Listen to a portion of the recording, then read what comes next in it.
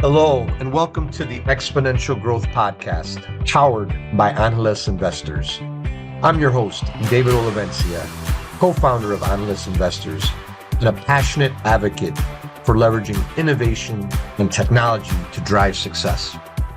In this podcast, we'll dive into the strategies that top leaders, investors, and entrepreneurs are using to navigate and thrive in this era of accelerating technological change. Whether you're looking to lead more effectively, make smarter investments, or understand how to harness disruptive technologies for exponential growth, this podcast is for you. Each episode will feature conversations with visionary thinkers, industry pioneers, and innovative leaders who are redefining what's possible in today's rapidly evolving world. So if you're ready to start and stay ahead of this curve, let's get started. This is Exponential Growth.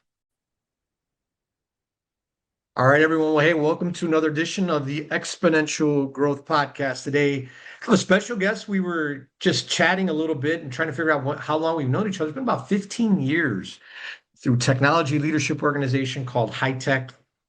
This amazing leader has had a distinguished career, a handful of great companies, Procter Gamble. These are like IT senior leadership roles, CIO roles at companies like Procter Gamble, Luxottica, Macy's, a couple others in between. And then his current role at Microsoft, in this role, we'll talk a little bit more about it, but it's Microsoft, it's the CTO of retail and consumer, and he has a cool job in that space out of beautiful Cincinnati, Ohio. Welcome to the podcast, Hector Medina. Thank you, David. We're very happy to be here. All right, excellent. Well, it's great. And by just on the Luxottica thing, I was just thinking about that. How does that relate to? Was it Meta that bought the glass company? And that wasn't Luxottica. That was a different one, right? Or no, it's Luxottica. It is a partnership. Okay, so they did. So it was Luxottica, and they were. I mean, that's the whole thing too, is right. They think that these, that's the new. One of the new, I guess, interfaces, right? It's going to be through, through your glasses and the reality, right? So that you kind of were way ahead of the time when you worked there. Yeah. And actually, that was one of the projects that I work in with innovation team. Really? The glasses, and that was, I don't know, 10 years ago? More than 10 years ago. Yeah. The problem was everything, right? The technology, how you can make it really appealing to the glasses and inside the glasses to make it look good, not too bulky, and keep the frame original frame from Ray-Ban, because it was the first one, right? And even then the Wi-Fi wasn't even that good back then either. I mean, it was a problem. How we would connect, how we would do this and that. I mean, the technology was there, and was again a partnership. It is a partnership that they have with Meta, and that time was with other company. Yeah.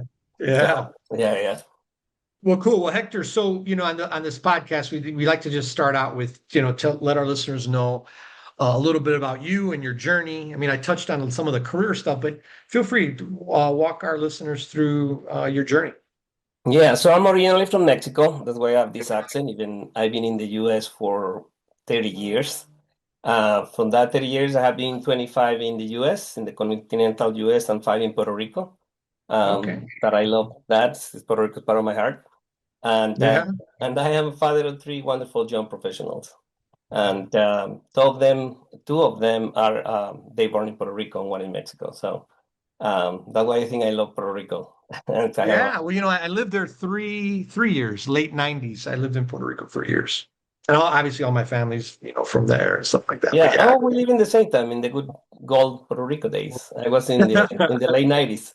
Yeah. It was good times. Good times. Yes, and I have more than 35 experience, as you mentioned, in the retail and consumer goods industries, in different companies, as you mentioned, in different executive roles, and my journey has been always in the business and technology intersection.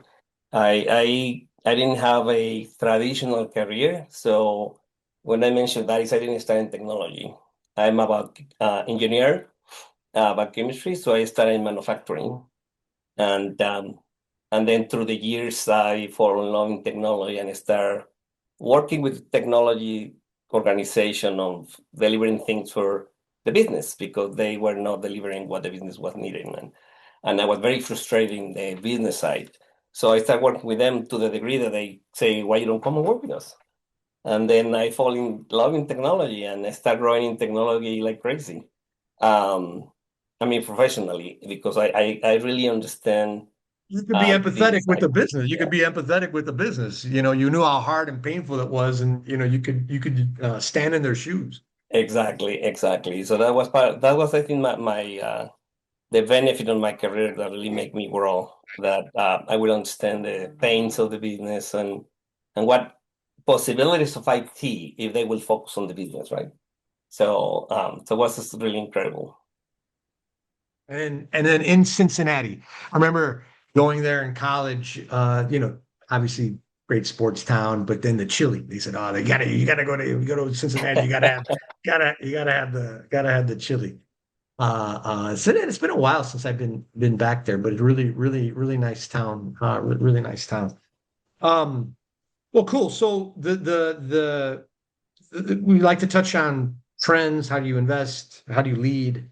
Let's hit on trends. And you have an interesting lens on it because you've worked in different, call it retail companies, kind of with different products, right? Now you're working with one of the world's largest companies, one of the world's most impactful technology companies, and you get a little bit of inside view from the company and all the changes that are going on. But you also are in these, working with senior leaders at some amazing companies, and you're getting a viewpoint of their challenges, where they're going, you know, what's keeping them up at night, etc. So when you with that lens, um, where do you, to our listeners out there, do you say, hey, these are two or three just major trends that and are pretty diverse? We have college students to board members to professionals, so it's a pretty diverse audience. What would you say are the two or three things that, from your view, that you say, hey, these are trends that you got to keep on you got to stay ahead of, you got to keep an eye on because they're going to be very important to work, how you live, work, and play.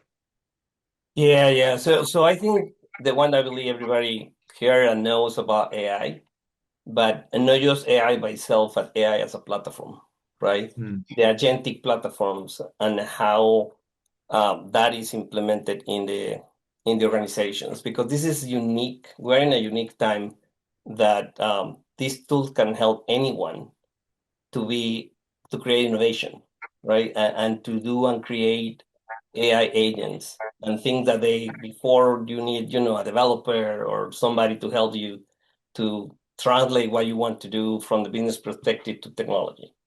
Now, with Yeah. all the AI tools that we have, that transformation is faster, and but at the same time has becoming a challenge in the organizations because anybody can do it, right? So governance is very important. So a trend that I think is something that needs to be understood more and implementing in not just in big organizations, is the governance of this. How you gonna Yeah. make the governance not just to give it to the business or give it to everybody or lock it down because you don't know who's gonna use it, but Yeah. really create that governance so you can see and control and treat really these new what we call agents as a person, right?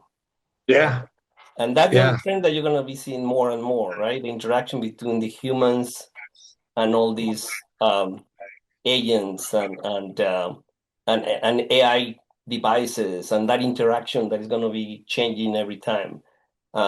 Because right now we have, again, I mean, you're going to need to start understanding how you work with an agent that is a virtual agent that will talk like a person and all that, and um, and understand the limitations as well as devices that will talk to you more intelligently, right? So and understand you that's the more critical piece and the difference between in the past devices that will talk to you. These devices will understand who you are and what is your day and what you are doing and we suggest things for you. Oh yeah. Yeah, um, so that trend is super important because it's going to change the way that we work and live, right? Yeah. It is even more than in the past because again, I mean, they're going to be understanding what you like, what you don't like, and make recommendations or these things for you that you know that are the things that you want to do. So it's very interesting. We live in a very interesting time.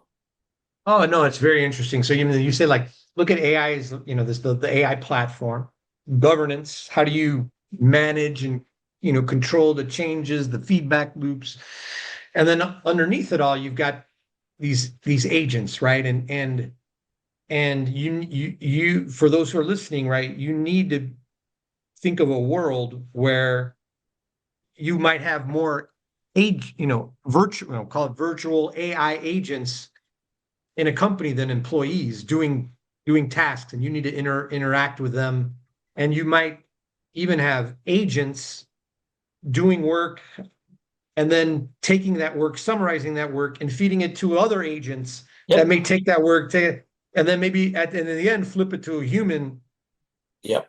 to make a decision, push some feedback down, present 7 options, and pick one. And the side story is the one, the difference between the agents and the human is like, what they say, an agent, you can give it a task, and it might take whatever.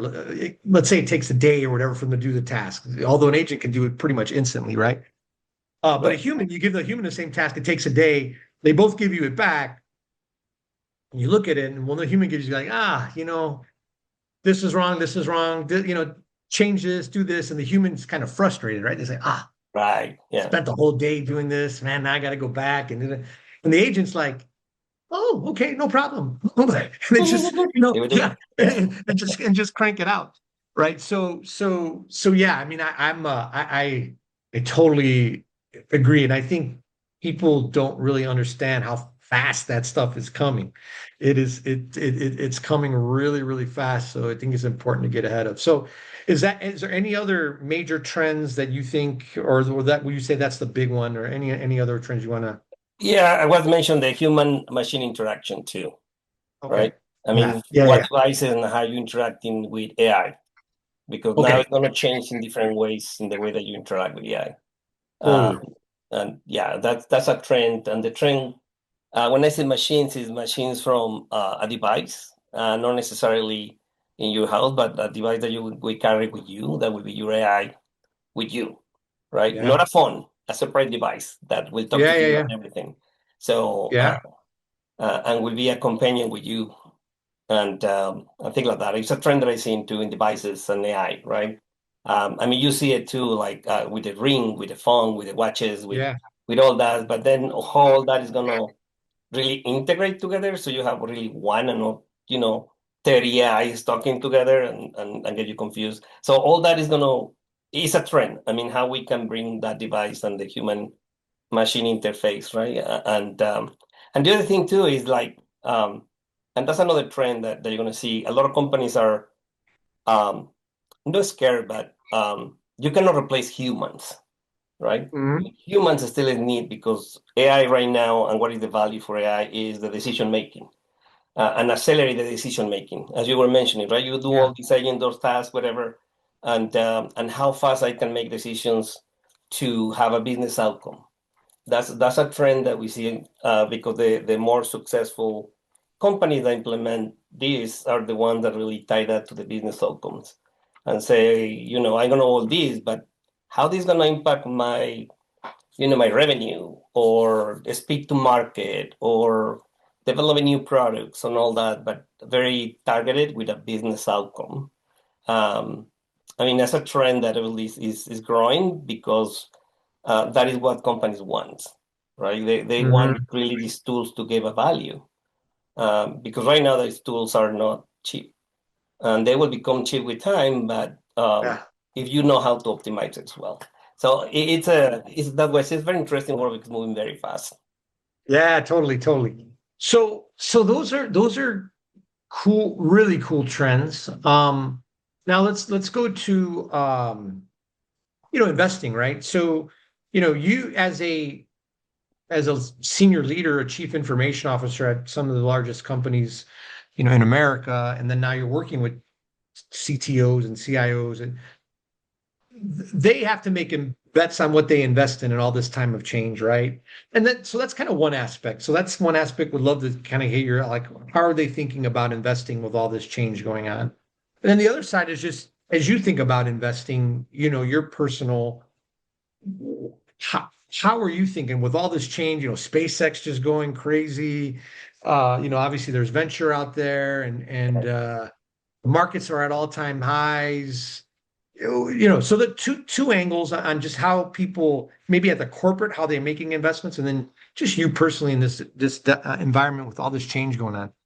Yeah. So as a company, what I see is that they are looking for, if you think about startups and all that, that they are working in platforms, no specific and targeted solutions.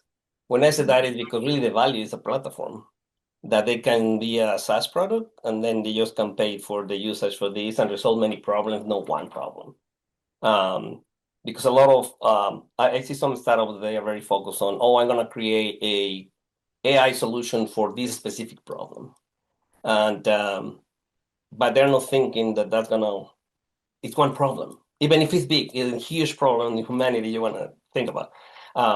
But the maintenance and how you're going to make value and economic value of that is if you really think about a platform, long-term sustainable platform. And is what and when I say that, is because that will include security, governance, and all the other things that big corporations are looking for, right? Mm-hmm. And me as a person, I look really for that ones that think about not just a platform, but how they think about the future, and that they are more stable in meaning that they know what they're going through. Let me explain why I say that. A lot of startups, they have great ideas, but they don't ask questions to executives like you or angel investor to say, hey, how I do security on this idea that I develop in terms of solution or governance or other things that are basic fundamentals. And then when they come to investment, they are too risky, right? Because then they can be hacked, or they can be, and they are not protecting their IP, right? I mean, it's very important to have that. So as an investor, I look for that, not just the innovation part, but at the same time that they understand that all this needs to happen for them to be successful. Mm-hmm. And they start thinking as a business as well, right? And it's hard because some of the startups they have great ideas, but no, they don't have a business plan, or they don't think about how they're going to market or how they're going to sell their product. Right. Yeah. Yeah, So being a startup founder is hard. I always tell people, are you sure this stuff is hard? It is, because you got to be good at all that stuff. exactly. Yeah. Yes. But my point is, if they have or they approach like angel investors, or and they are in the community making network to understand that, then you can see that they are really, really going in the right direction. They hungry to be successful. They're the ones that I'm looking for, and say, yeah, I mean, this is going to be something, not just because of technology, but everything else that they're doing. And the human aspect, I think, is very important on all these when you invest, right? For me, not just invest on that, but it's something that this human aspect of this, that they love what they're doing and they love the Oh, product. yeah, That human you aspect. gotta have passion. You gotta have Oh passion because yes, there's gonna be ups, downs, ins, out. Look at Elon Musk, man. That guy, he had two or three rockets blow up, and then he ends up, doesn't almost gives up, almost runs out of money, and then yeah. obviously he Keep went on to, going, right? He keep going. yeah, He like he want to be successful. It's a good yeah, thing. Yeah. yeah. So So that's important. Okay, cool. So now let's go to leadership, right? So uh, you've led, multiple, Fortune 500 organizations, and now you're a leader within a Fortune whatever 20 company, 10 company, and You work with leaders of Fortune 5, Fortune 100 companies, right? So what stays the same? When you kind of just think about principles of leadership, like what stays the same? And then what do you say? And with this and AI agents and computer interface and governance and virtual reality, augmented reality, like we either focus more on this in leadership or this is a new leadership thing. What's your take on leadership, Hector? Yeah, I think a lot of things will stay the same, but you need to treat them as well as part of your team. And when I say that is the agents, for example, you create agents and your team is there, they need to you need to if you have a high performance team, for example, they need to understand the interaction between that agent and you and the team, right? So in the past, you will be doing you did or at least I did a lot of and a lot of executives and these assessments on how these people work together and how these people work with the different personalities, if they are innovators or they are more quiet or they are the things. Now that's going to change just a little bit because they will need to interact with an agent too. And you think about an agent as a person, doesn't have feelings, right? Right. It's Yeah, you can just tell it to go back and do the work. Go back and run oh yeah, okay, I run. execution, right? So we'll do the wrong. Well, it will not have the feelings or the things. Maybe we should just things that they know, but that's going to change a little bit. That you will need to lead your team on it's okay if you don't feel like it's doing all the work, right? I mean, you still have value. But I think most of the leadership things that you have are going to stay. I always say, and I would be a servant leader. So I always give, things to my team to be successful. And I think that will continue. The people that we have, support to be successful will be successful. And part of that will be to understand these new technologies and how they interact with you and that you will support them for the development and all that. So because it's a key piece it's going to be a key piece of the development and the development of the organization, right? That they understand that. So Yeah, I totally agree. And the one point you mentioned, I think what becomes more important, and you touched on this, is your vision. As a leader, you got to have a vision, right? yeah, And as a leader, you also got to always be continuously improving and educating yourself. And we're in times now that if you're not aware of all this stuff going on, you're not gonna be able to give your team and your group a good vision because there's all this rapid growth of tools and capabilities. How are you going to lead your team better than your competitors if your vision it's still the same? It's always important, but the information that you have and the education that you have to get in the right way is vital, right? It's vital. right. It's like exponentially more important now. Yes. And how you, again, your team needs to do that too. So they need to know as well, right? So Right. will be your acceptance and the change of your team acceptance, right? So it's going to be that very, well, no, it is very important for your success, right? So, and I've seen that a lot and as a changing in the culture in the organizations. And it's a big piece actually of all these changes, right? As always, human or Totally. interaction, the culture of the organization, all that is changing and needs to change because now we'll not be successful. So, yeah, that was say we live in a very interesting time because it's not just the technology, but it's everything that needs to change to be successful today. So, Great. Well, Hector, look, I know you got a ton going on working with all those CTOs at all those amazing companies and working for a great company. How do our leaders and those listening to this podcast, how do they stay connected with you on social media? oh, and LinkedIn, they can connect with LinkedIn. me in LinkedIn and Yeah. they can look Hector Medina and just connect with me. And just mention, I believe that is through this because now we're not. I will send back saying, "Hey, why? Where I know you? I Yeah. don't know you. Who are you?" Yeah. Yeah, Yeah. Give him, just if and you're then going to connect mention with him, give him the context and actually exactly. Give tell me a him little context, one or and two then it's things that okay. you liked. Yeah. On that. So yeah. Exactly. So on LinkedIn. Well, Hector, again, thanks. And for those who are listening, a special shout out to Executive House. They're the sponsor of this podcast. You can check them out online at the Executive House and YouTube and watch some amazing, amazing videos. So thank you, everyone. And until next time, and thank you, Hector. Thank you. Bye-bye.